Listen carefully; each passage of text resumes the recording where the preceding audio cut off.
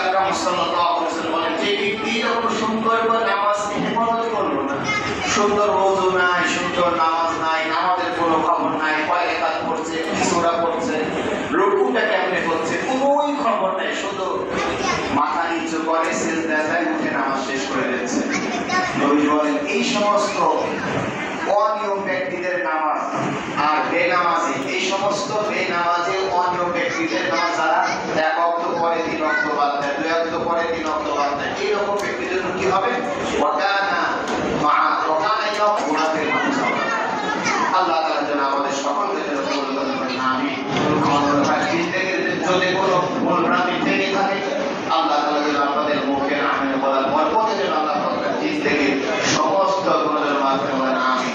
ওয়াকিল দাওয়ানা আলহামদুলিল্লাহি রাব্বিল আলামিন।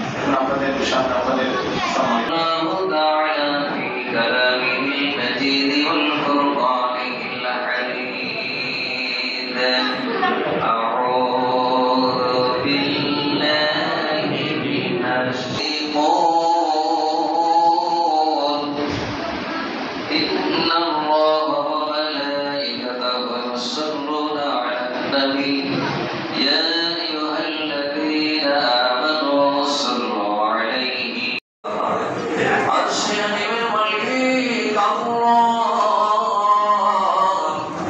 তোমার কুদরতি নজরে তাকায়া দেখো, তোমার হুকুম সূরাতুল আসরা করে তোমার জাতি, তোমার প্রিয়তম মুসলমানদের নিয়ে আল্লাহ এই তিলাওয়াত অনুষ্ঠানে আল্লাহ তোমার একজন বান্দা দুবারটাকে সাথে মাটির কোণে কোণে রয়েছে।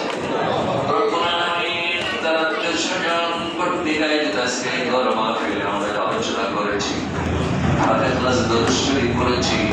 আল্লাহ ভুল ত্রুটি ক্ষমা করে তোমার দরবারে কবুল মঞ্জুর করে না। দরদি আল্লাহ,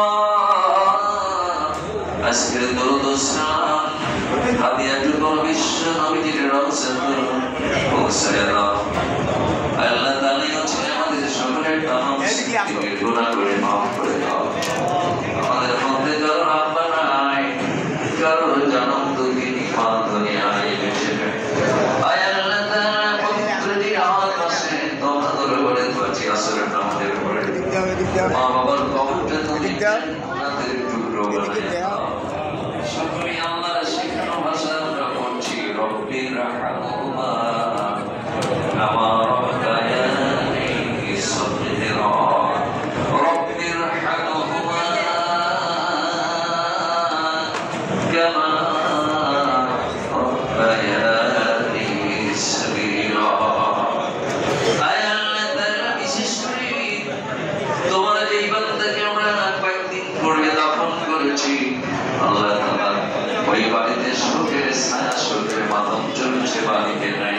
আল্লাহ তোমার নবী বলেন, কবরে যারা নাজাত পাবে সব জায়গায় নাজাত পেয়ে যাবে। আল্লাহ মুসলমানদের মধ্যে থেকে যারা মাটির কবরে ঘুমিয়ে রয়েছে, আল্লাহ ওই কবরটারে জান্নাতের টুকরো বানায় দাও। আল্লাহ কবরটারে জান্নাতের সাথে রাস্তা বানায় দাও। আল্লাহ তাআলা যারা বেঁচে আছে সকলকে তুমি দিনের উপরে জান্নাতের টুকরো বানায় দাও। তলমত নির্বিশেষ সকলকে ইসলাম বুঝে ইসলামের উপর ইস্তিকামত রেখে দাও। আল্লাহ তাআলা যারা বিভিন্ন সমাজের আমাদের জন্য দোয়া চেয়েছে, তাদের শারীরিক সুস্থতা দান করে দাও, মানসিক সুস্থতা দান করে দাও। সারা বাংলাদেশের বিভিন্ন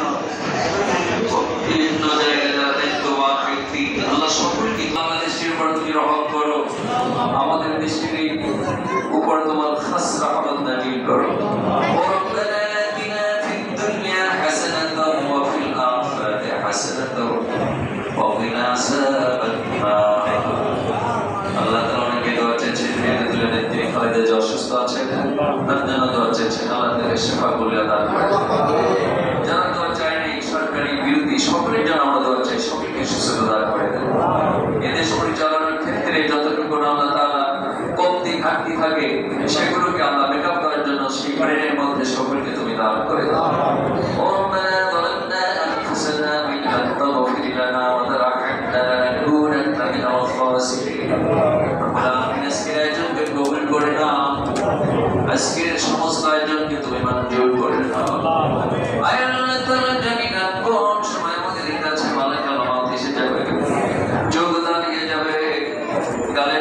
পানি দিলে কাঁদবে, পানি পরে যাবে না।